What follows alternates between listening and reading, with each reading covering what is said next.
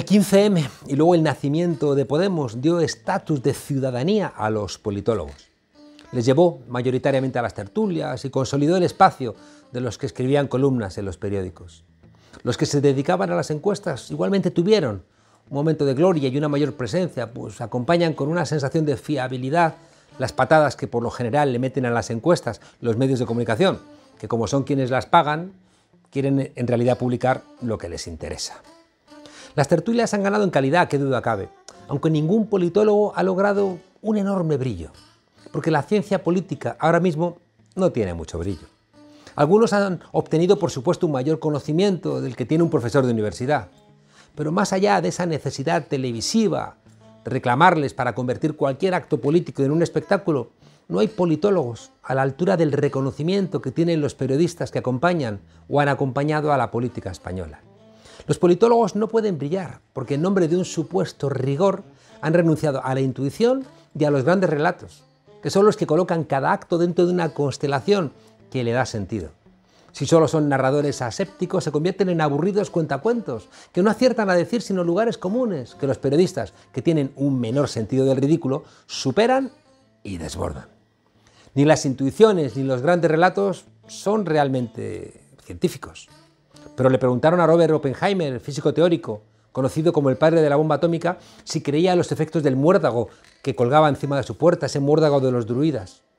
Y contestó Oppenheimer: por supuesto que no creo, pero funciona, funciona. Ni las intuiciones ni los grandes relatos tienen un enorme rigor científico, pero funcionan. Además, no nos engañemos, tampoco son científicas las teorías de la elección racional, o casi todas las leyes neoliberales que han sido premiadas incluso con premios Nobel, pero las usamos. Cuando algo ideológico coincide con la corriente principal, se asume como científica.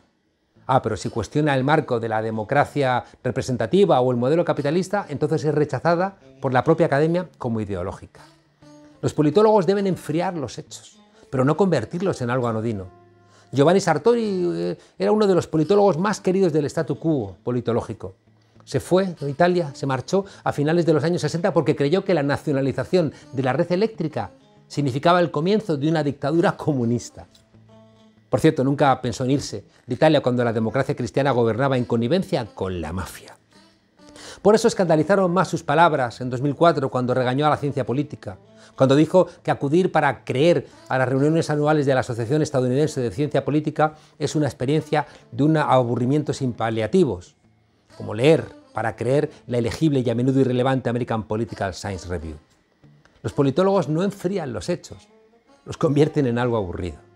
Si la profesión se tomara más en serio a sí misma, habría aprovechado las declaraciones sobre la normalidad democrática en España, vertidas por el vicepresidente del gobierno, Pablo Iglesias, para salir a contar lo que cuentan en las clases. Porque las clases explican, por ejemplo, el concepto de desafección democrática que desarrolló el politólogo alemán Wolfgang Merkel y que cuenta la debilidad actual del funcionamiento democrático.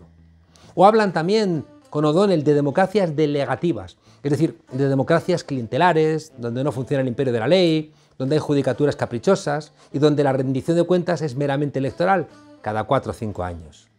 Citan también a Katz y Mayer sobre la cartelización de los partidos políticos y critican que les pesa demasiado lo que quieren siempre conservar, igual que recuerdan el vaciamiento de la democracia, continuando la crítica a la posdemocracia señalada por Colin Crouch. A veces incluso señalan las críticas que Robert Dahl hizo a su propio concepto de poliarquía, que resulta que se olvidaba, qué curioso, en mitad de la Guerra Fría, de las condiciones económicas de la democracia. E incluso recuerdan a Noel Newman, que dijo aquello de la espiral del silencio, es decir, la sumisión popular a lo que es aceptable en una sociedad y que determina el poder de las posiciones que se construyen como mayoritarias. Todas estas cosas cuentan los politólogos. Sin embargo, cuando podían haber salido a debatir en la opinión pública sobre la realidad todos estos conceptos, con el que sí que martirizan a los alumnos en los exámenes, han hecho como la guardia de la noche y han salido a defender el muro que separa los 7 reinos de las tierras salvajes. Como si convertir en carne las reflexiones teóricas fuera demasiado para esa politología que sabe que puede meterse en faena defendiendo lo que existe, pero que teme salir con algo más que arañazos si cuestiona la democracia que tenemos. Decía Gramsci que para entender el funcionamiento del Estado había que pensar en el Estado estricto, pero también en el Estado ampliado. Y en el Estado ampliado, que permite funcionar al Estado estricto, Está, por supuesto, la universidad. La crisis de 2008 no sirvió para que los economistas reflexionaran sobre su disciplina. Tenían que haber retirado los premios Nobel a buena parte de sus gurús. El fin del bipartidismo ha pillado a la ciencia política española con el pie cambiado. Y resulta que se convierten en factores conservadores de una arquitectura que cualquier ciudadano la ve resquebrajada. Decía Albert Hirschman, un economista y politólogo crítico, que ante el enfado por una situación política se respondía bien con la voz, es decir, protestando, bien con la salida, es decir, marchándose, o con la lealtad. No puede brillar la politología porque después de la crisis de 2008, de la corrupción, del fraude demostrado tanto por el emérito como por el relato de la transición, del desmantelamiento de los derechos sociales, del empobrecimiento de los jóvenes, de la deriva neoliberal de la Unión Europea, del auge de la extrema derecha, de la conversión de los medios en altavoces de las fake news o de la deriva de la democracia occidental, incluidos esos loquitos con pieles de bisonte y cuernos que entran en el Capitolio, la politología ha optado por la lealtad. Y por eso no publicarían a Maquiavelo en las revistas que reparten la gloria académica. Dirían que es poco científico, aunque nos moriremos todos los politólogos, y es muy probable que a la inmensa mayoría de nosotros no nos lea nadie, pero en cambio se siga leyendo a Maquiavelo. En comparación, no está mal ese puñado de politólogos que fundó un partido que en España ha llegado al gobierno. Bienvenidas a la frontera, desobedientes.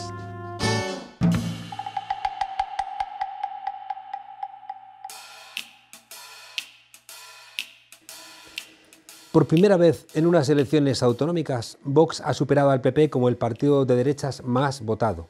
De hecho, ha sacado más escaños que PP y Ciudadanos juntos. ¿Podría pasar un escenario parecido en el nivel nacional? ¿Es simplemente una situación anómala debido a la importancia del debate independentista en Cataluña? La derechita cobarde. La derechita cobarde y la veleta naranja seguirán actuando como conejos asustados o como boxeadores sonados. Dios quiera que no, pero eso es lo que algunos preveemos. Para hablar de este sorpaso en la derecha y de sus efectos futuros, contamos con José Rama y Andrés Santana, politólogos de la Universidad Autónoma de Madrid, que llevan años analizando el electorado de Vox y también de otros partidos de extrema derecha europeos. ¿Cuáles son los principales elementos que explican el resultado de Vox en Cataluña? Yo creo que responde sobre todo a tres elementos. Un primer elemento que tiene que ver con una cierta victimización. Los partidos anti-establishment tienen un muy buen resultado cuando se victimizan, porque entonces los electores lo que los perciben es como una víctima del sistema o es que los perciben como los más damnificados, y eso lo ha hecho muy bien. Lo segundo, yo creo que tiene que ver también con un clima de polarización general. Y cuando hay un escenario de polarización, siempre son los polos que están más opuestos los que mejores resultados obtienen. Y luego responde también con cómo están sus adversarios políticos de la derecha. El partido de Abascal logró en Cataluña 218.000 votos, bastantes menos que los 267.000 que obtuvieron PP y Ciudadanos juntos. Sin embargo, les superan escaños. ¿Podría ocurrir lo mismo en el panorama nacional? La victoria de Vox sobre Ciudadanos y PP es una victoria en escaños, no en votos. Las diferentes arenas electorales funcionan diferente. O sea que no hay razón para pensar que en el conjunto de España el total de votos de Vox, el total de escaños de Vox vaya a ser mayor que el total de escaños de Ciudadanos y del PP. Vox no es un partido de extrema derecha europea al uso. No proponen un Estado social fuerte que ayude a los más desfavorecidos, sino que se declaran abiertamente como ultraliberales en lo económico, lo cual no parece que pueda favorecer a la mayoría de la población. Gran parte de su éxito radica en el componente cultural de su discurso, lo cual sí que parece que puede atraer al voto joven. Sabemos que hay muchos jóvenes que votan a Vox, ¿vale? Y que compran los discursos de Vox. Es decir, no son nostálgicos de una época mejor española, ¿vale? Porque precisamente esa gente vivió lo que era una época antigua española, esa gente no vota a Vox. Ahora lo que hay es una suerte de también idiosincrasia nacional, etcétera, etcétera, que atrae a muchos jóvenes. El gobierno ha mentido a los españoles. El gobierno ha ocultado información. El gobierno ha salido con guantes de látex detrás de una pancarta mientras afirmaba que no había que tomar medidas y que los focos estaban controlados. Otro elemento importante del discurso de Vox que explica su buen resultado en Cataluña es la oposición frontal que ha tenido contra el gobierno en cuanto a la gestión de la pandemia. Con un marcado tinte negacionista, el partido de Abascal no ha parado de criticar las medidas de distanciamiento social y los toques de queda, por lo que muchos votantes piensan que si ellos gobernasen, se acabarían las restricciones. Si nosotros llegamos al gobierno, y esto lo decía Vox, abrimos todo desde tan pronto lleguemos al poder, ¿no?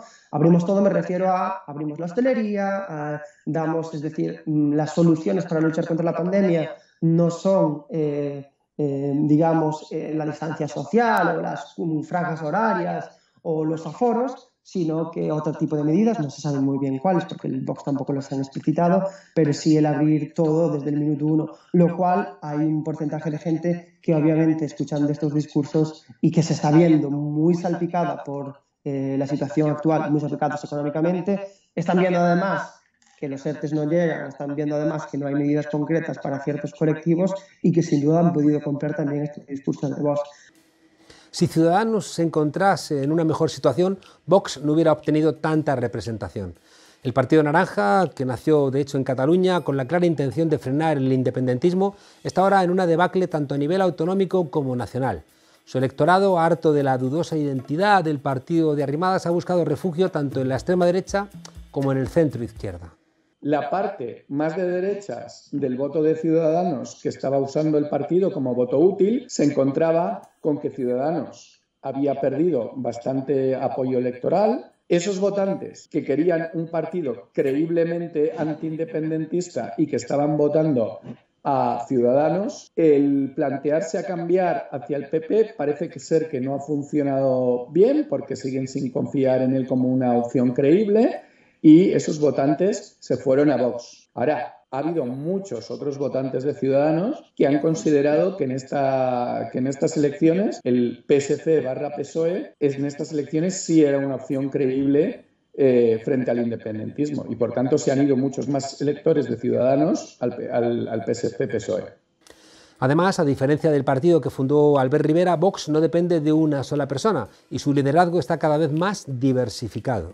Vox tiene estructura, Vox luego no es dependiente de solo un líder. Yo me imagino un Vox sin Abascal. Yo me imagino perfectamente un Vox liderado por, no sé, por Macarena Olona, o me lo imagino por Jorge Buxade, o me lo imagino liderado por... tiene un montón de líderes que tienen muchísima visibilidad, que están en los medios y que son capaces de reemplazar. Así, eso no lo veíamos en Ciudadanos, ¿no? En Ciudadanos, sin Albert Rivera, pues era difícil imaginarnos en Ciudadanos, ¿no? Como política, afirmo, y es un honor para mí hacerlo en representación del Grupo Parlamentario Vox, que la violencia no tiene género, señorías. ¡No tiene género! El género también es importante para entender el crecimiento de Vox.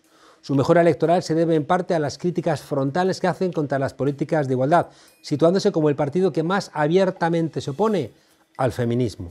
Es un votante bastante masculinizado, el más masculinizado de todos los partidos. Esto es algo que también vemos en muchos partidos de su familia en otros países. Es un votante con un nivel de educación medio, normalmente. Tienen más votantes que han terminado la secundaria, pues le hace formaciones profesionales, bachillerato, etcétera, que otros partidos, y menos votantes con titulaciones universitarias que otros partidos. Pablo Casado se ve ahora obligado a reaccionar ante estos resultados y buscar nuevas estrategias para no perder más territorio en favor de Vox. ¿Qué podemos esperar del PP en un futuro próximo? Después de estos resultados, uno, abandonan la sede de Génova para intentar limpiar el futuro. Creen además, malamente, que estos resultados responden a que ha vuelto a salir el caso Bárcenas y hablan de una estrategia de hacer una España suma. Esto que hablábamos de vamos a juntar a las derechas porque sabemos cómo funciona el sistema electoral. Esto, insisto, y yo creo que es muy importante, en política 1 más 1 nunca son 2. Entonces, cuando inocentemente los líderes políticos creen que la suma puede fortalecer al partido, lo que puede hacer es que al disolverse la marca haya mucha gente que no se identifique, haya mucha gente que se desmovilice, al unirte con otras formaciones puede ser que haya mucha gente que no simpatice con ellos y por tanto que no confíe en el proyecto. E insisto, yo creo que sería un mal análisis. Los partidos de extrema derecha europeos con más éxito electoral tienen en común haber atraído a antiguos votantes socialdemócratas y también de clase obrera. Vox no ha sido capaz de calar con fuerza en este perfil de votantes, pero sus consignas contra los extranjeros y contra el Islam son cada vez más claras y sí que están teniendo efectos en zonas con altas tasas de inmigración. El caso del Frente Nacional, además, es realmente peculiar porque no solo es que haya conseguido sobrepasar a la derecha conservadora, sino que ha sido capaz de movilizar a los que antes votaban a los partidos socialdemócratas, ¿vale?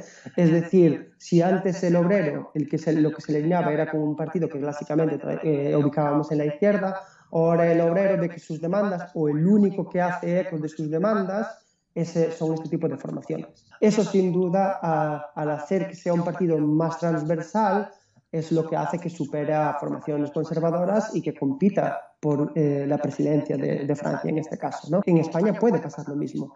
Ahora también sabemos que hay mucha gente en desempleo que ve en Vox, que ve en Vox también la solución política. Hay mucha gente que pertenece a los cuartiles bajos de ingresos que ve en Vox la solución política. Es decir, si antes era partido nicho, ahora ya no está siendo tan partido nicho, ¿no? Más allá de que Vox consiga superar electoralmente al PP algún día, lo que está claro es que su discurso ha penetrado ya en varios gobiernos locales y autonómicos. Además, existe una facción del PP y también de Ciudadanos que lleva mucho tiempo coqueteando con las ideas de Vox. Líderes como Aznar o Esperanza Aguirre también se declaran ultraliberales en lo económico, conservadores en lo social, enaltecen la identidad nacional, defienden la Iglesia Católica y son enemigos de todo lo que pueda ser la izquierda. De una manera u otra, las ideas más reaccionarias que defiende el partido de Abascal ya están en el tablero político. Y aunque nunca se conviertan en el partido de derechas más votado, está claro que han conseguido atraer hacia sus posiciones a una parte del electorado conservador.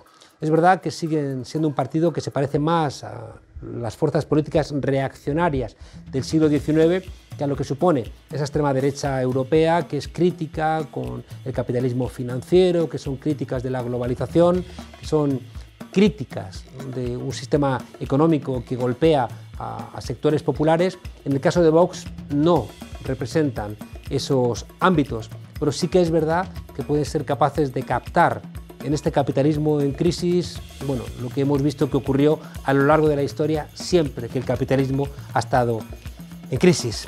Tiempos de estar atentos.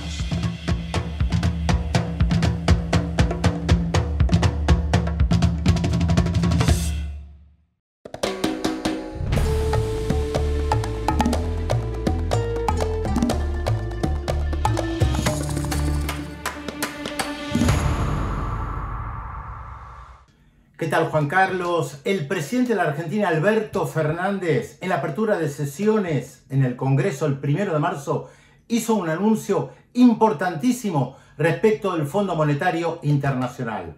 Allí dijo que iba a comenzar una querella criminal en contra de aquellos que tomaron la deuda en el gobierno de Mauricio Macri y que le dejaron una pesadísima herencia al gobierno actual, justamente de Alberto Fernández. Hagamos un poco de historia. La deuda externa en realidad es eterna en América Latina y la Argentina es uno de los países que ha conocido mayor cantidad de endeudamiento a lo largo de décadas. Pero la toma de deuda de cerca de 45.000 millones de dólares por Mauricio Macri tuvo algo muy particular. Lo hizo al final de su mandato pensando que con el dinero que iba a llegar iba a poder ganar las elecciones del año 2019, pero las perdió. Endeudar al país de ese modo, permitir que los recursos que ingresaron solo hayan posibilitado la más asombrosa fuga de divisas que nuestra historia registra y que la toma de semejantes créditos haya sido resuelta entre gallos y medianoche, sin intervenciones judiciales y técnicas previas, con total irresponsabilidad y a espaldas de este Congreso Nacional, no puede ser visto de otro modo que no sea una administración fraudulenta y una malversación de caudales públicos como nunca antes habíamos registrado.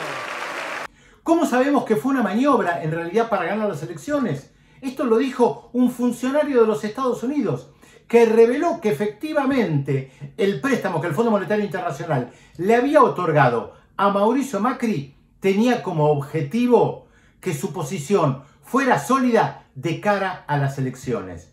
Podemos decir con esto que la elección de 2019 tuvo una particularidad. Fue la elección de un partido que perdió más cara de la historia. 45.000 millones entregados a la Argentina, que además gran parte de ese dinero se fugó y nadie sabe dónde está. De hecho, algunos periodistas afines al gobierno de Mauricio Macri, cuando tuvieron que responder qué pasó con el gran préstamo de 45.000 millones de dólares, dijeron, y una gran parte se fugó. Una gran parte se fugó implica que el dinero que ingresó a la Argentina no sirvió a la población argentina. En todos los casos, las mismas víctimas, argentinas y argentinos expulsados a la marginalidad de la miseria. El propio Fondo Monetario Internacional tuvo que reconocer que efectivamente se había equivocado respecto de la Argentina y dijeron que iban a realizar una auditoría para ver qué pasó con ese dinero prestado. Claro, el prestigio del Fondo Monetario Internacional ha quedado muy mal parado. Todo el mundo comprende que es imposible que la Argentina pueda devolver ese dinero. Y la gran pregunta es, ¿por qué se le entregó tanto dinero a la Argentina, siendo que se sabía que no se iba a poder devolver? La respuesta es muy clara. Se le dio al gobierno neoliberal de Mauricio Macri para que de esta manera tuviera más aire de cara a las elecciones, pudiera repartir parte de ese dinero, convencer a la población argentina de que iban a estar mejor con un segundo mandato de Mauricio Macri. Sin embargo, perdió y en primera vuelta. Para que pongamos fin a las aventuras de hipotecar al país, es necesario que endeudarse no sea gratis y dejen de circular impunes dando clases de economía en el país y en el mundo a aquellos que generan esas deudas. Es interesante también notar que Mauricio Macri, en los últimos tiempos de su mandato, también celebró con bombos y platillo un gran acuerdo con la Unión Europea, un gran acuerdo comercial, que era mentira. En su momento, el canciller Faury le anunció a Mauricio Macri que habían firmado un acuerdo entre llantos. Efectivamente, el canciller Faury, en ese momento de Mauricio Macri, le anunció al presidente argentino, entre lágrimas, que se había firmado el acuerdo tan anhelado con la Unión Europea. Era mentira, no se había firmado ese acuerdo. Y en ese momento se supo claramente porque Europa rechazaba algunos elementos de ese acuerdo, sea porque Francia criticaba a Jair Bolsonaro por el tema de la Amazonía y de lo que estaban depredando el pulmón del planeta, sea porque en Polonia se oponían a que ingresara el azúcar de Brasil sin aranceles a Europa cuando ellos producen azúcar de remolacha y otros condimentos que había en la negociación entre la Unión Europea y el Mercosur. Sin embargo, Mauricio Macri salió a anunciar que se había llegado a un acuerdo. He instruido a las autoridades permanentes para que formalmente inicien querella criminal tendiente a determinar quiénes han sido los autores y partícipes de la mayor administración fraudulenta y de la mayor malversación de caudales que nuestra memoria recuerda.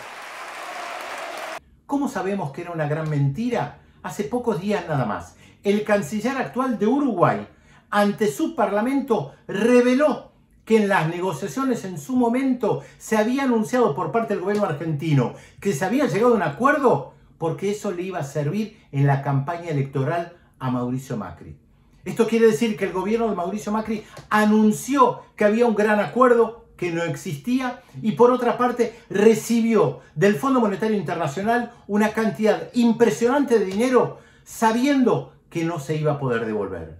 La iniciativa del presidente argentino de comenzar una querella en contra de los responsables argentinos de haber tomado una deuda ilegal e inmoral es realmente una iniciativa novedosa, no solamente para la Argentina, y hay que ver si puede servir como precedente para aquellos gobiernos que toman dinero del Fondo Monetario Internacional para fines internos sabiendo que no lo van a devolver. Y eso es trampa, eso es una gran mentira. Sin embargo, quienes toman esa deuda lo saben de antemano.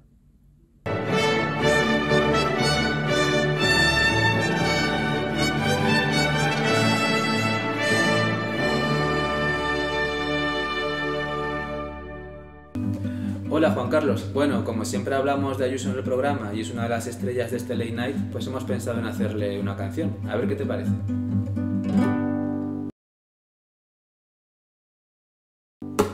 Ayuso, te acuso, esto es un abuso. Solo con hablar metes más faltas que Gattuso. Se te entiende incluso menos que a Nati Peluso. Los madrileños somos tu recluso. La cagaste muy blanca, te tuiteando como un hámster. Hasta la propia Esperanza vio que eras un desastre. Pizza y pollo frito es la dieta que me recomendaste. Casi que me voy al campo Y me mango unos guisantes como Latifuentes. Yo también quiero otro máster. Dile a Pablo Mary que no tengo tiempo para ir a clase. Cuidado que Almeida tiene ganas de chutarte un pase. Con estos maestros normal que tengas esas bases. es que los gays Te joden la casa de campo. y que al viejo rey Le queda poco para ser santo. o bien no te enteras, es que siempre vas metida en un casco. Quizás es por eso por lo que te encantan los atascos. Ayuso, te acuso, esto es un abuso. Solo con hablar metes más faltas que Gattuso. Se te entiende incluso menos que a Nati Peluso. Los madrileños somos tu recluso. Pues ahora con el tendal Se te ha ido un poquito la olla. nuestras enfermeras valen más que sus brillantes joyas. Pasas mucho tiempo comprando en el Corte Inglés de Goya. No todo es belleza, que te lo cuente el carajo. Pues ya no hay nada que hacer. Ya no te quiere ni casado. No hay nada mejor que ver a dos pijillos Y enzarzados. no es que los latinos se contagien por ser muy mundanos. Eso es lo que pasa Cuando trabajas con las manos, venga vamos, vete, salmonete, salte de este brete. Ponte a quitar nieve con tu jefe, píllate un buen erte, salta en patinete, pa'l retrete, cae como un cohete. Que Madrid te viene grande como el roca taburete. Ayuso, te acuso, esto es un abuso. Solo con hablar metes más faltas que Gattuso. Se te entiende incluso menos que a Nati Peluso. Los madrileños somos tus reclusos. ¡Viva el rey de España! El Camp es un clam. Así comienza el himno del Barça, que traducido al castellano quiere decir todo el campo es un clamor. Todo el barcelonismo es un clamor ante la detención de su expresidente Josep María Bartomeu. El Barça Gate es un escándalo sin precedentes. Es lo que pasa cuando al frente de una institución tan grande como el Barcelona, que para muchos es más que un club, tienes a un dirigente que es de todo menos inteligente y honrado. ¡Ay, no me pegues, por favor! ¡Ay, te equivocas! El Barçagate ha sacado a la luz que la Junta de Bartomeu contrató a la empresa L3 Ventures y otras filiales del grupo NS Group para, mediante perfiles falsos de Facebook y Twitter, desprestigiar a sus rivales. Rivales de todo tipo. Nos alegramos mucho de ser amigos de algunos a los que atacó y otro tanto de no ser amigos de presidentes de clubes que utilizan los colores del equipo con el único objetivo de forrarse. Aunque reviente la ilusión de tanta gente, el nuñismo le ha llamado a alguien. Los ataques de Bartomeu llegaron también a leyendas azulgranas como Pep Guardiola, Xavi Hernández o Carles Puyol. E incluso a futbolistas de la actual plantilla como Messi o Piqué. Vamos, que ni a Florentino se le hubiera ocurrido algo tan perverso para intentar acabar con el Fútbol Club Barcelona.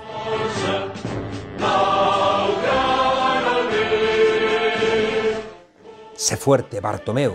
¿Le habrá escrito algo así el presidente blanco? El próximo domingo, elecciones en el Barcelona y los socis preguntándose cómo pudieron votar a semejante personaje. Tranquilos.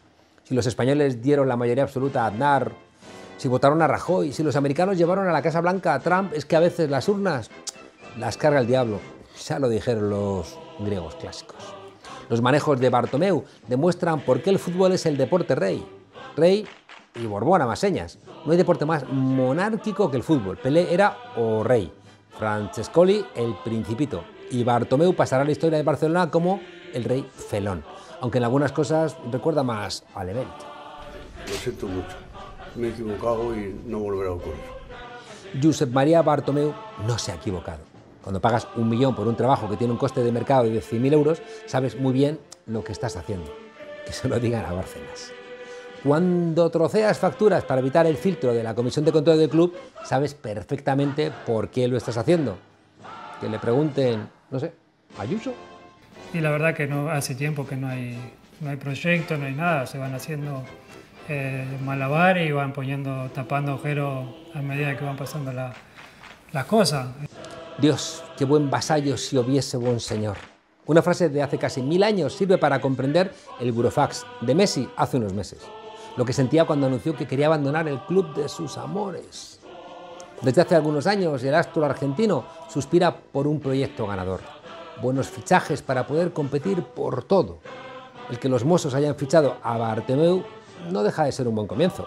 Tal vez la continuidad de Messi esté un poquito más cerca que ayer. Pues no hay mal al final que por bien no venga. Hasta mañana, desobedientes. Hasta mañana, culés.